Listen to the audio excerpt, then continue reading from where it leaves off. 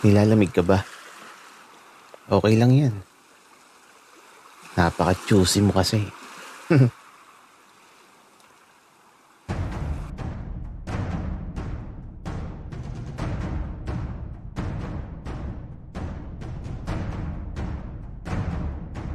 Kaibigan, huwag mong kalimutan mag-subscribe sa aming channel at huwag din kalimutan i-click ang notification bell at subscribe button. Subscribe na!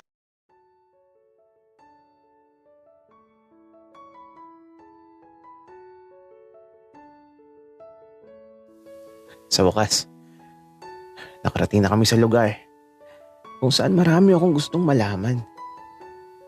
Isang lugar na tila ba ayaw nang balikan ni Benji. Pero bakit?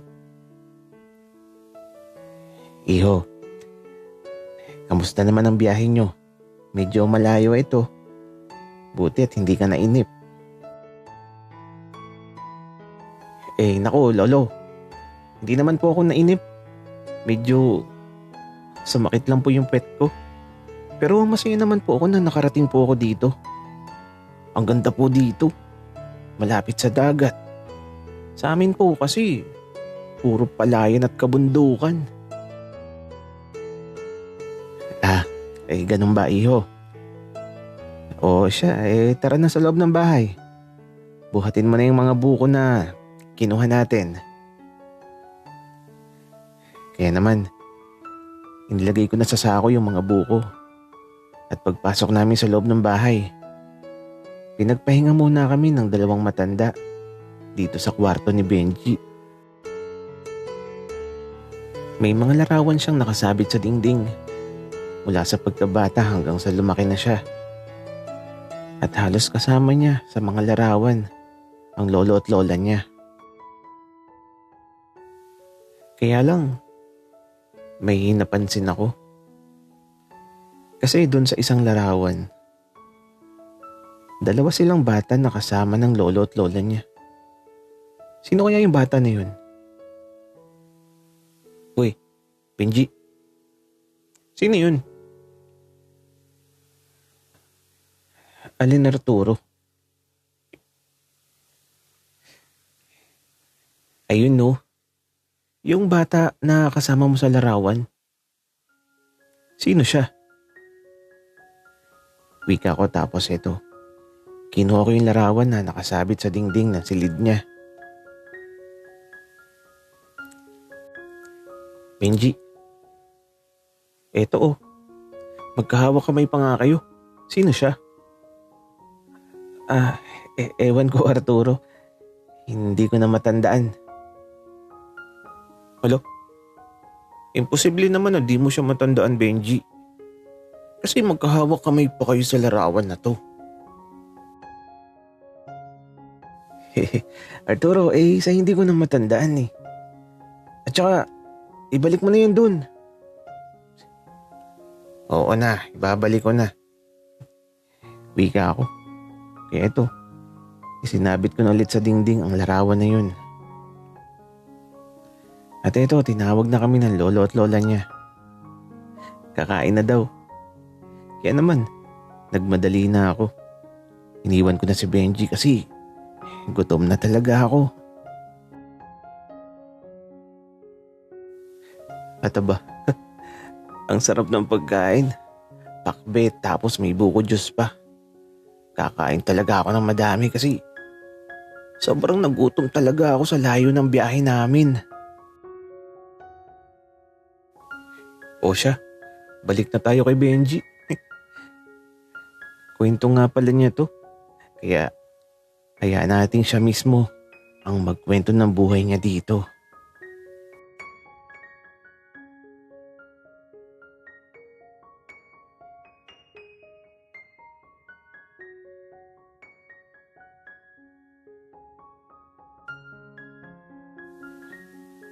Lolo, Lola, namiss ko yung ganitong pagkain. Alam nyo kasi, si Papa madalas na sardinas ang ulam namin. Apo, okay lang yun. Ang mahalaga, nakakakain ka ng maayos. Kamusta na palang pag-aaral mo dun? Masaya naman po, Lolo. Tsaka, best friend ko pala tong si Arturo. Ganun ba, Apo?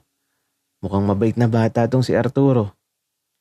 Pero, alam mo ba, Benji, nung umalis ka, lagi siyang napunta dito. Nagtatanong kung kailan ka uuwi.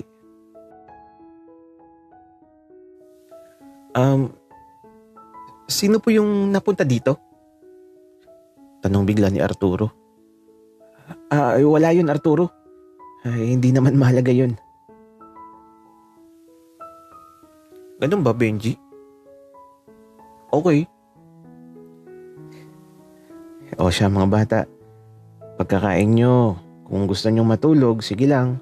Pero kung gusto nyong mamasyal sa bayan o sa tabing dagat, sige lang din. Gawin nyo ang gusto nyo. Total, bakasyon naman. Lolo, magpapahinga na lang siguro kami ni Arturo. Napagod sa biyahe eh. Benji, lalabas ako. Kahit mag-isa lang ako. Okay lang naman sa akin na mamasyal mag-isa. At saka, sayang naman kung ihiga lang ako sa kwarto mo. Sakto pa naman na makulimlim. Masayang maglakad-lakad kasi hindi mainit ang panahon. Okay, sige. Mamasyal ka basta ako matutulog ako. At aba, matapos makakain, iniwan talaga ako ni Arturo. Akala ko kasi nagbibiro lang siya. Pero ayun, bigla na lang nawala. Nagpaalam naman daw kay Lolo na babalik din bago magdilim. Ay naku, nasaan na kaya yun si Arturo? Sana pala sumama na lang ako sa kanya. Sa totoo lang, naiinip ako dito sa kwarto ko. At habang nakahiga ako, pinagmamasdan ko lang yung larawang kanina hawak ni Arturo. Ang pinakaunang larawan ko, kasama siya at sina Lolo at Lola. Paboritong larawan din kasi yan na Lolo at Lola. Kaya di ko maalis sa dingding ng silid ko. Kaya lang, nasaan na kaya si Arturo? Malapit na kasing dumilim. Maganda sanang makita yung sunset ngayon, kaya lang makulimlim. Hindi din talaga magpapakita ang sunset. Kaya, eto. Habang naghihintay kay Arturo, tumulong na lang ako kay na Lolo at Lola na magluto para sa hapunan. Pusit at isda yung ulam mamaya. Sa wakas, makakaligtas na ako sa mga delata ni Papa. At eto, bigla na lang dumating si Arturo. At aba, may dala siyang maliit na aso.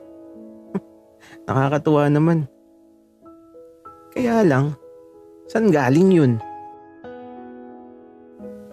Arturo, saan galing yan? Ang cute naman. Napulot mo ba yan? Benji, hindi ko to napulot. May nakilala kasi ako kanina sa may simbahan.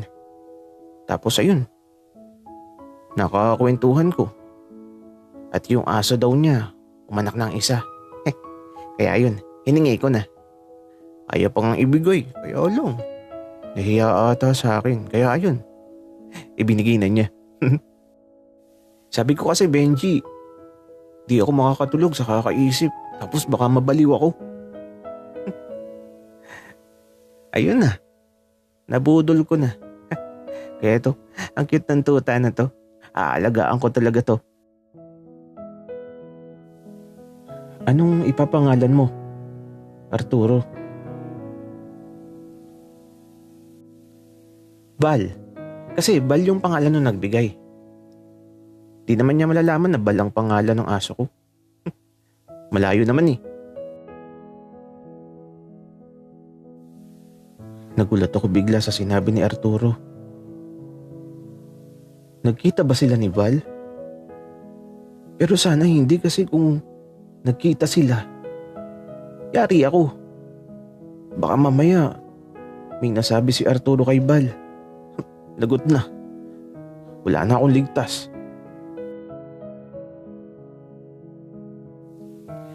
Simula ngayon, ikaw na si Val. Wika ni Arturo sa tutaan niya. Naku naman.